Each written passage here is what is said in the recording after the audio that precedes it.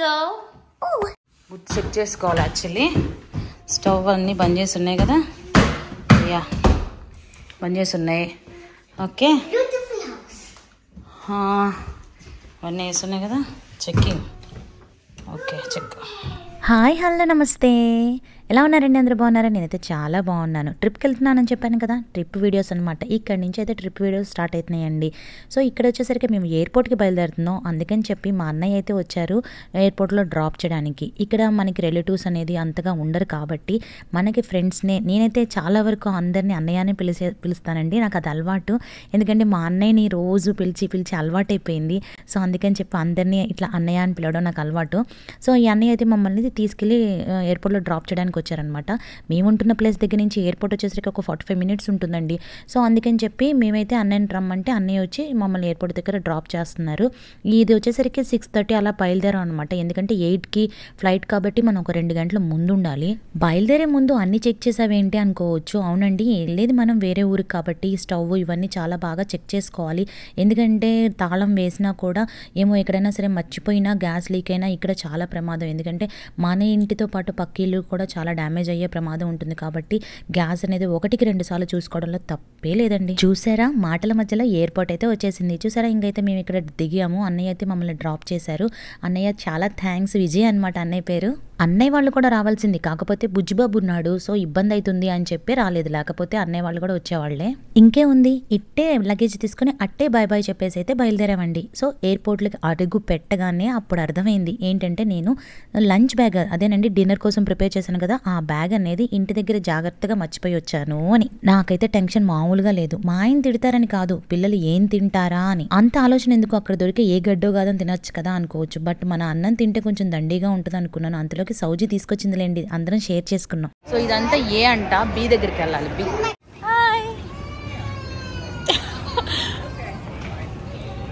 ఇప్పుడే అదేంటి security checking జరిగిందనమాట. సెక్యూరిటీ చెకింగ్లో నేను 2 అతి తెలివితేటలు చేశాను. 2 అతి తెలివితేటలు తీస్తారు. ఒకటి వచ్చేసరికి స్ప్రే, ఇంకొకటి వచ్చేసరికి బాడీ లోషన్ బిగ్గుది అనమాట. ఆ 2 తీసుకొచ్చానని ఆ 2 త్రో చేస్తారు. ఇంకొకటి వచ్చేసరికి నేను ఫుడ్ మర్చిపోయా ఇంట్లో. అంతగనంగా ప్రిపేర్ చేసిన ఫుడ్ మర్చిపోయి వచ్చా. ఇప్పుడేం ఆడుకోవడానికి కుదరదు.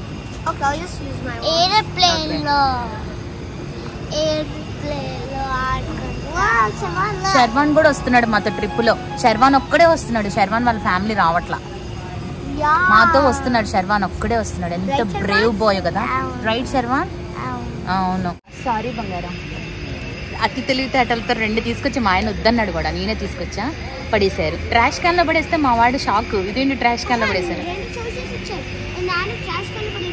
అవును, ఇప్పుడు ఇంటికి తీసుకెళ్తామా అన్నాడు. ఇప్పుడు దాన్ని ఇంట్లో తీసుకెళ్ళి పెట్టేసి రావాలా? ట్రాష్ క్యాన్ లో పడేసాం. 2 నాదే తప్పులు, మిస్టేక్స్, బేసిక్ మిస్టేక్స్. మీరు మాత్రం స్ప్రే బాటిల్స్ కానీ ఏవైనా సరే చిన్న తెచ్చుకోండి, పెద్ద తెచ్చుకోవద్దు. ఓకేనా? బార్లు, రెస్టారెంట్లు, ఎయిర్పోర్ట్లో నడవడమే సరిపోద్ది. గేట్ నెంబర్ 35 మాది. ఇదో పిల్ల గ్యాంగ్, ఇదేమో పెద్ద గ్యాంగ్, ఫుల్ గర్ల్స్ గ్యాంగ్. అక్కడ ఫ్లైట్ వెళ్తుంది చూడు, బ్యాక్ కి. దాన్ని ట్రాక్ మీద తీసుకెళ్తున్నారు. అది రన్వే మీదకి వెళ్తుంది. అప్పుడు ఇప్పుడు అది వెళ్ళడానికి రెడీ ఉందన్నమాట పైకి. చూసావా, అగో ఇట్లా జుమ్మని వచ్చింది ఫైర్. దిస్ వన్ ఏది ఇంకా రెడీ అవ్వలే. ఇది చూసావా ఎంత పెద్దగా ఉందో. దాన్ని అట్లా ట్రాక్ మీద దాంతో తీసుకెళ్తారు. ముందు ఒకటి ఉంది చూసావా, దాంతో తీసుకెళ్తారు. తీసుకెళ్తున్నారు చూసావా. ఆ ఫ్లైట్ కూడా రన్వే మీదకి వెళ్తుంది. అందరు ఎక్కేశారు. అందరు ఎక్కేసిన తర్వాత దాన్ని కూడా తీసుకెళ్లి రన్వే మీద నించోబెడతారు. అప్పుడు అది అలా ఫ్లై అవ్వడానికి రెడీగా ఉంటది అనమాట. సో ఇప్పుడే ఒక ఫ్లైట్ ఫ్లై అయ్యింది.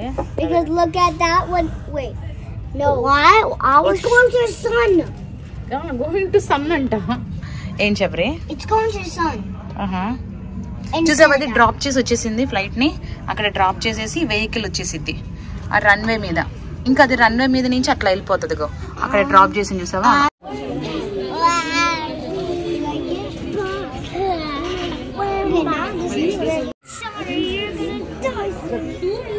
అది ఎంత 35.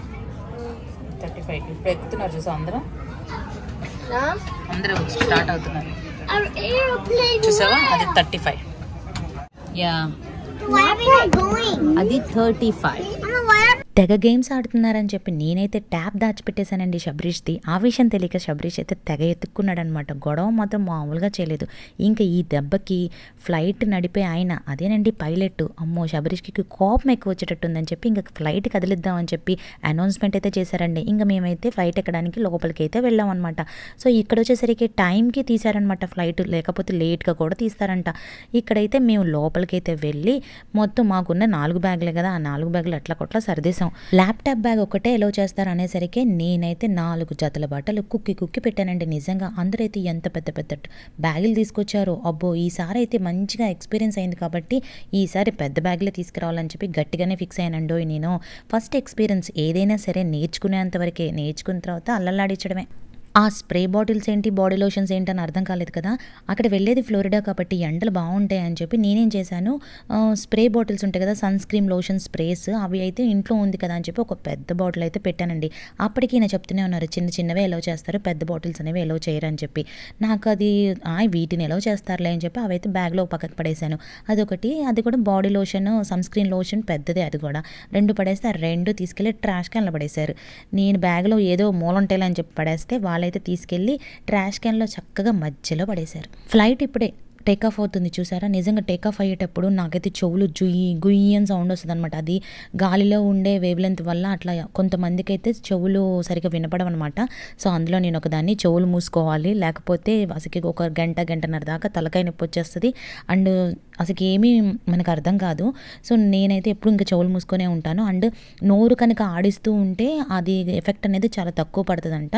సో మనం ఎట్లాగో మాట్లాడుతుంటాం కాబట్టి అంత పర్లేదండి.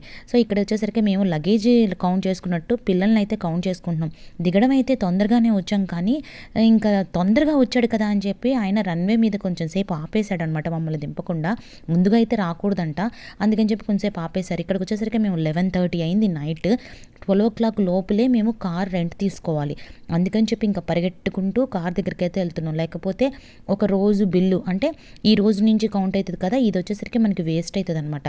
సో అందుకని చెప్పి మేము తొందరగా కార్ రెంట్ అయితే ఏదైతే తీసుకున్నామో ఆ ప్లేస్ దగ్గరికి వెళ్ళాలని చెప్పి అన్నీ చూసుకుంటున్నాం, ఎక్కడికి వెళ్ళాలి ఏంటని చెప్పి. చూసారా అటు ఇటు గోడలు ఉన్నాయి చూసారా, అవి వచ్చేసరికి ట్రైన్స్ అనమాట. ఆ ట్రైన్లోకి ఎక్కి మనం వేరే కంపార్ట్మెంట్ అలా వెళ్ళాలన్నమాట. ఫస్ట్ టైం వెళ్తున్నాము, ఎవరిని అడగాలి ఏంటని చెప్పి భయమేం అక్కర్లేదండి. నిజంగా ప్రతి చోట అనేది కరెక్ట్గా అన్ని రాసి ఉంటాయి అనమాట. కారు రెంట్ ఎక్కడ తీసుకోవాలి, క్యాబ్స్ కావాలంటే ఎటువైపు వెళ్ళాలి, ఏ గేట్ వైపు వెళ్ళాలని చెప్పి ప్రతిదీ రాసి ఉంటుంది. అంత భయపడాల్సిన అవసరం లేదు. ఇది చూసారా ట్రైన్ లోపల నుంచి బయటికి చూస్తే అలా కనిపిస్తుంది, బట్ ట్రైన్ లోపల మాత్రం బ్లాక్ కలర్ డోర్స్ అనమాట, పెద్దవి లిఫ్ట్లు అనమాట. ఇవి అటు ఇటు 2 వైపులా ఉంటాయి. ఇదంతా ఒక ట్రైన్, చూడ్డానికి భలేగా అనిపించింది నాకైతే. ఈ ఎయిర్పోర్ట్ అయితే ఎంత బాగుందో. శబరీష్కి అయితే సీ యానిమల్స్ కనపడడం ఆలస్యం, అక్కడికి పరిగెట్టుకుంటూ వెళ్ళిపోతాడు. అక్కడేదో ఒక వేల్ లాంటిది అది ఉంటే దాని దగ్గరికి వెళ్ళి నేను ఫోటో దిగుతానని ఒకటే గొడవ.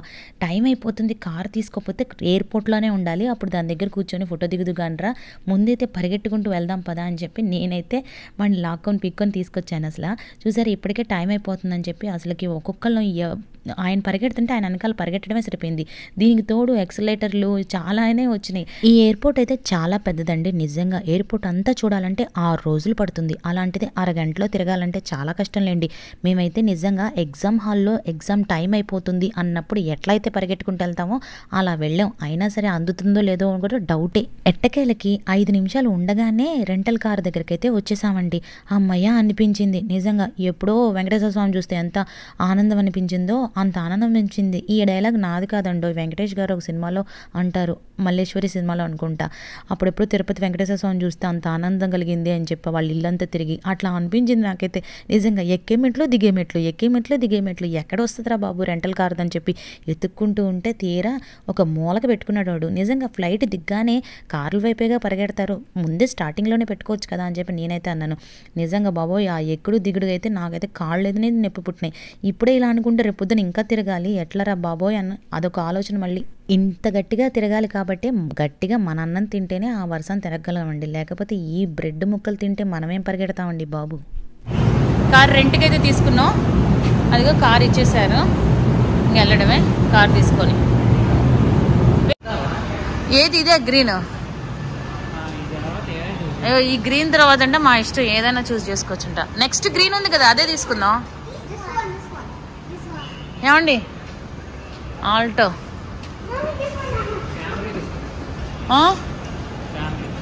క్యామరియా గ్రీన్ తర్వాత అంటే ఇదే కదా గ్రీన్.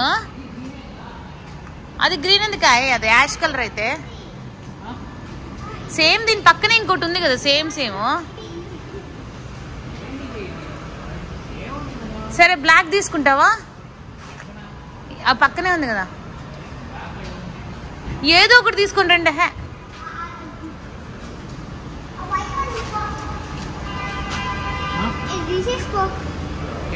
బంగారం ఏదో ఒకటి తీసుకో. బంగారం ఇది తీసుకో. GIC P17 ఇది తీసుకో. మరి ఏందో మరి నువ్వు ఆలోచిస్తున్నావు డ్రైవింగ్. ఇదే మేము తీసుకున్న కారు ఇదేనా? అన్నీ చూసుకోవాలి యాక్చువల్లీ. ఏడైనా గీతలు పడ్డాయని ఎతుకుతున్నా నేను. ఏమంటే ఓకేనా? మేము ఇది ఫిక్స్ అయిపోయాం. యా డిక్కీలో పెట్టేసేయండి ఇంకా.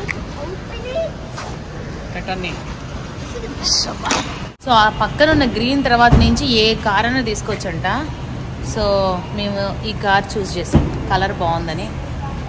సో ఇంకా హోటల్కి వెళ్దాం పదండి. ఎంత స్మూత్గా ఉంది కారు. కార్ని అంత చెక్ చేయాల్సిన అవసరం ఉందా అంటే అవునండి. ఏదైనా గీతలు పడినా నీట్గా లేకపోయినా సరే వాళ్ళు ఫైన్ వేయించుకుంటారనమాట.